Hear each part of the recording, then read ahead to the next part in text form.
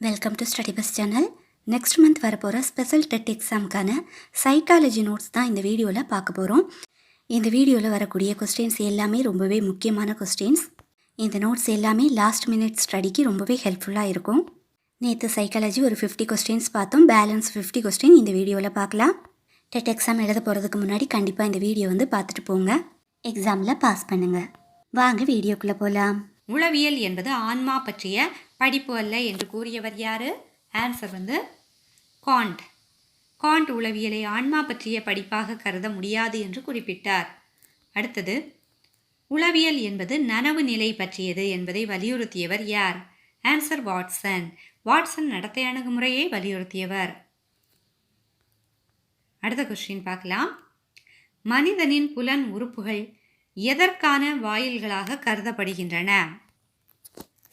அடுத்த கொஸ்டின், மனிதனின் புலன் உறுப்புகள் எதற்கான வாயில்களாக கருதப்படுகின்றன? ஆன்சர் அறிவு. கண், காது போன்ற புலன் உறுப்புகள் மூலம் மனிதன் வெளி உலக அறிவை பெறுகிறான். அடுத்த கொஸ்டின் பார்க்கலாம். புலன் காட்சியை முறைப்படுத்தும் நியதிகள் எத்தனை? ஆன்சர் 5. கெஸ்டால்ட் உளவியலில் புலன்காட்சி அமைப்பு தொடர்பான பல நியதிகள் கூறப்பட்டிருக்குது. ஒப்புடைமை விதி, அதாவது லா ஆஃப் சிமிலாரிட்டி என்பது எதை குறிக்கிறது? ஆன்சர் குழுவாக எண்ணுதல். ஒரே மாதிரியான பொருட்களை மனிதர்கள் ஒரு குழுவாக உணர்வது தான் ஒப்புடைமை விதி அப்படின்னு சொல்லப்படுது. அடுத்த கொஸ்டின், தாராசந்த் குழு அமைக்கப்பட்ட ஆண்டு எது அப்படின்னு கேட்டிருக்காங்க. ஆன்சர் 1948. தாராசந்த் குழு 1948ஆம் ஆண்டு அமைக்கப்பட்டிருக்குது. அடுத்த கொஸ்டின், கீழ்நோக்கி வடிகட்டுதல், அதாவது டவுன்வார்ட் ஃபில்டரேஷன் தியரி கொள்கையை உருவாக்கியவர் யார் அப்படின்னு கேட்டிருக்காங்க. ஆன்சர் மெக்காலே பிரபு. மெக்காலே பிரபு இந்திய கல்விக் கொள்கையில் கீழ்நோக்கி வடிகட்டுதல் கொள்கையை முன்வைத்தார். அடுத்த கொஸ்டின், ஆசிரம பள்ளி எங்கு நிறுவப்பட்டது? ஆன்சர் பாண்டிச்சேரி. ஆசிரம பள்ளி பாண்டிச்சேரியில் நிறுவப்பட்டிருக்குது. அடுத்த கொஸ்டின், தூங்கும் வியாதி எதனால் ஏற்படுகிறது? அதாவது ஆங்கிலத்தில் ஸ்லீப்பிங் சிக்னஸ் அப்படின்னு சொல்லுவாங்க. தூங்கும் வியாதி எதனால் ஏற்படுகிறது? ஆன்சர் ஷேஷேயி. ஷேஷேயி மூலம் பரவும் ஒட்டுண்ணி காரணமாக தூங்கும் வியாதி ஏற்படுகிறது.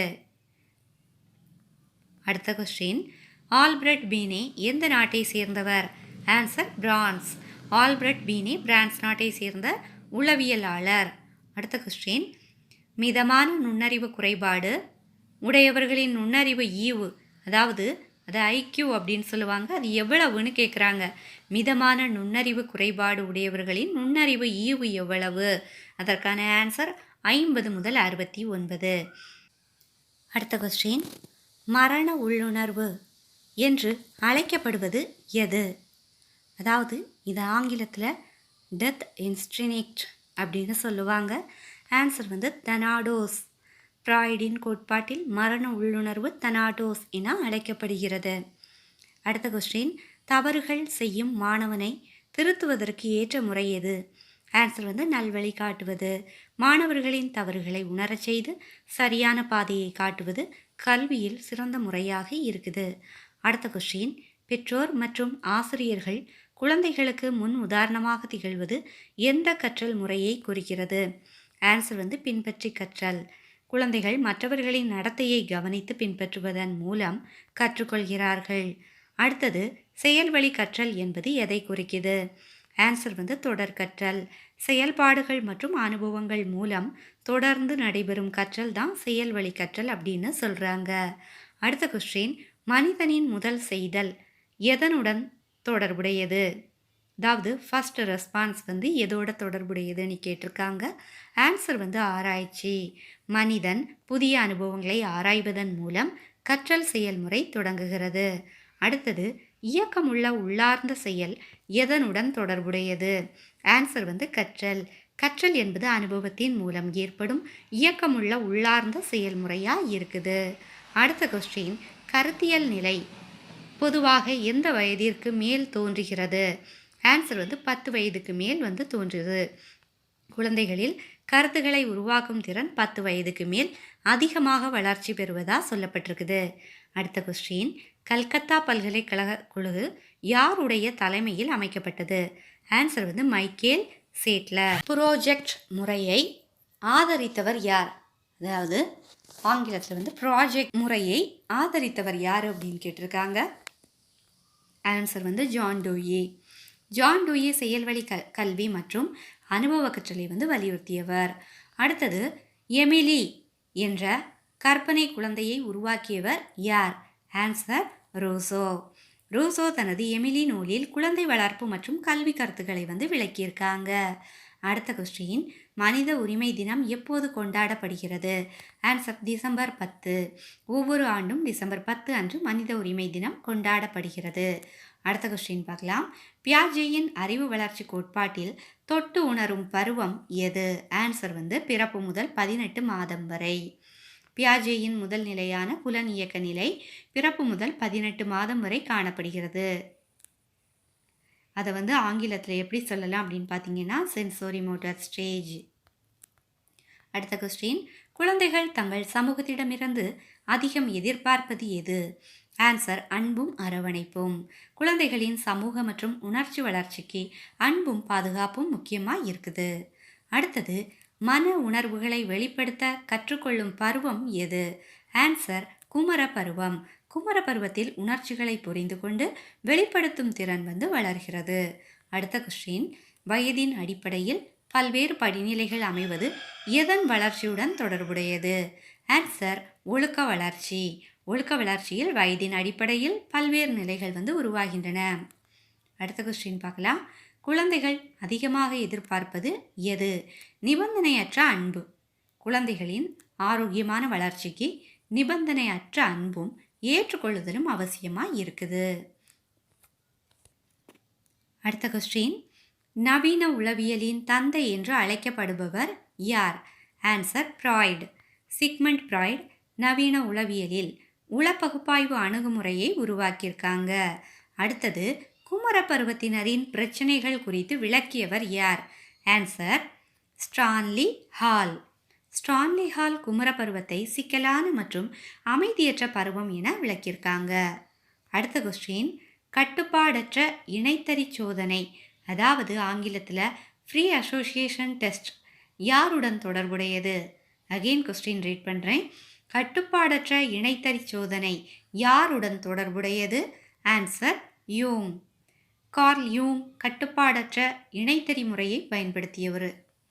ஓகேவா? அடுத்தது, பொருளறிவோடு இணைத்தறி சோதனையை உருவாக்கியவர்கள் யாரெல்லாம் அப்படின்னு பார்த்தீங்கன்னா ஆன்சர் முர்ரே, மார்கன். விளக்கம் பாருங்க. முர்ரே மற்றும் மார்கன் இணைந்து TAT, அதாவது தேமேட்டிக் அப்பியர்சிப்ஷன் டெஸ்ட் என்ற சோதனையை வந்து உருவாக்கியிருக்காங்க. அடுத்த கொஸ்டின், மைத்தட சோதனையை உருவாக்கியவர் யார்? இதை வந்து ஆங்கிலத்தில் எப்படி சொல்கிறாங்க? இங்க் பிளாட் டெஸ்ட் உருவாக்கியவங்க யார்? ஆன்சர் வந்து ஹெர்மான் ரோர்சாக். ஹெர்மான் ரோர்சாக். ஹெர்மான் ரோர்சாக் உருவாக்கிய மைத்தட சோதனை ஆளுமையை அளவிட பயன்படுது. அடுத்தது, பகுப்பு உளவியல், அதாவது அனலிட்டிக்கல் சைக்காலஜி கோட்பாட்டை உருவாக்கியவர் யார் அப்படின்னு கேட்டிருக்காங்க. ஆன்சர் வந்து கார்ல் ஜி யூங். கார்ல் ஜி யூங் பகுப்பு உளவியல் அணுகுமுறையை உருவாக்கினார். அடுத்த கொஸ்டின், தனிநபர் உளவியல், அதாவது இண்டிவிஜுவல் சைக்காலஜி கோட்பாட்டை உருவாக்கியவர் யார் அப்படின்னு கேட்டிருக்காங்க. ஆன்சர் வந்து ஆட்லர். ஆல்பிரட் ஆட்லர் தனிநபர் உளவியல் கோட்பாட்டை உருவாக்கியிருக்காங்க. அடுத்த கொஸ்டின், உள பகுப்பு கோட்பாட்டை உருவாக்கியவர் யார்? இது ஆங்கிலத்தில் வந்து எப்படி சொல்கிறாங்கன்னா சைக்கோஅனலிட்டிக் தியரி. இதை வந்து உருவாக்குனவங்க யார்?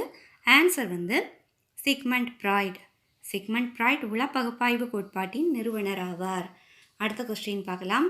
சிறு குழந்தைகள் சமூக இயல்பை பெறுவதற்கு முக்கிய இடம் வகிப்பது எது? ஆன்சர் வந்து குடும்பம். குழந்தையின் ஆரம்பகால சமூக பழக்கங்கள், மதிப்புகள் மற்றும் நடத்தைகள் குடும்பத்தின் மூலம் உருவாகின்றன. அடுத்த கொஸ்டின் பார்க்கலாம். குழந்தைகளின் அறிவாற்றல் வளர்ச்சி குறித்து ஆராய்ச்சி செய்தவர்களில் முக்கியமானவர் யார்? ஆன்சர் வந்து பியாஜே. ஜீன் பியாஜே குழந்தைகளின் அறிவாற்றல் வளர்ச்சி மற்றும் சிந்தனை முறைகளை ஆராய்ந்தார். அடுத்த கொஸ்டின் பார்க்கலாம். பியாஜேயின் அறிவு வளர்ச்சியின் 4ஆம் நிலை எது அப்படின்னு பார்த்தீங்கன்னா ஆன்சர் வந்து முறையான செயல்பாட்டு நிலை. 12 வயதிற்கு மேல் தோன்றும் முறையான செயல்பாட்டு நிலையில் குழந்தைகள் கருத்தியல் மற்றும் தர்க்க ரீதியான சிந்தனைகளை மேற்கொள்கின்றனர். அடுத்த கொஸ்டின் பார்க்கலாம். அகநோக்கு முறை, அதாவது இன்ட்ரோஸ்பெக்ஷன் மெத்தட் என்பது எதை குறிக்குது? அகநோக்கு முறை எதை வந்து குறிக்குதுன்னு பார்த்தீங்கன்னா, ஆன்சர் வந்து மனிதனின் சொந்த அனுபவங்களின் சுய வெளிப்பாடு வந்து குறிக்குது. தனது சொந்த எண்ணங்கள், உணர்வுகள் மற்றும் அனுபவங்களை ஒருவர் வெளிப்படுத்துவது அகநோக்கு முறையா சொல்லப்படுது. அடுத்த கொஸ்டின், அகநோக்கு முறை எத்தகைய தன்மை கொண்டது? ஆன்சர் வந்து அகவய தன்மையை கொண்டது. அகநோக்கு முறை தனிநபரின் சொந்த அனுபவங்களை அடிப்படையாக கொண்டதால் அகவய தன்மை கொண்டதா சொல்லப்படுது. அடுத்த கொஸ்டின், கள கோட்பாடு கற்றல் கொள்கையை உருவாக்கியவர் யார்? அதாவது ஃபீல்டு தியரி ஆஃப் லேர்னிங், அதை வந்து உருவாக்குனவங்க யார்? ஆன்சர் வந்து குர்த் லெவின். குர்த் லெவின் கற்றலை ஒரு ஃபீல்டு அல்லது சூழல் சார்ந்த செயல்முறையாக விளக்கியிருக்காங்க. அடுத்த கொஸ்டின், ஒழுக்கம் சார்ந்த சார்பு நோக்கத்தை அடைய தேவையான வயது எது? அதாவது மாரல் ரிலேட்டிவ்சம் இதை வந்து அடையிறதுக்கு தேவையான வயது என்ன அப்படின்னு பார்த்தீங்கன்னா, ஆன்சர் வந்து 11 முதல் 12. இந்த வயதில் குழந்தைகள் சமூக விதிகளை புரிந்து கொண்டு ஒழுக்கத்தை சார்பாக மதிப்பிட தொடங்குவர். அடுத்தது, ஒரு கரு இரட்டையர் சோதனை நிகழ்ந்த இடம் எது? அதாவது ட்வின் ஸ்டடி சோதனை நடந்த இடம் எது அப்படின்னு கேட்டிருக்காங்க. ஆன்சர் வந்து அயோவா.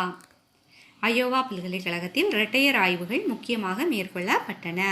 அடுத்த கொஸ்டின், உளவியல் என்பது மனிதனின் நடத்தை, காரணங்கள் மற்றும் நிபந்தனைகள் பற்றிய படிப்பு என்று கூறியவர் யார் அப்படின்னு கேட்டிருக்காங்க. ஆன்சர் வந்து மக்டூகல். மக்டூகல் உளவியலை மனித நடத்தையின் காரணங்கள் மற்றும் நிபந்தனைகளை ஆயும் அறிவியலாக வரையறுத்தார். அடுத்த கொஸ்டின், தற்கால உளவியல் கோட்பாடு என்ன அப்படின்னு கேட்டிருக்காங்க.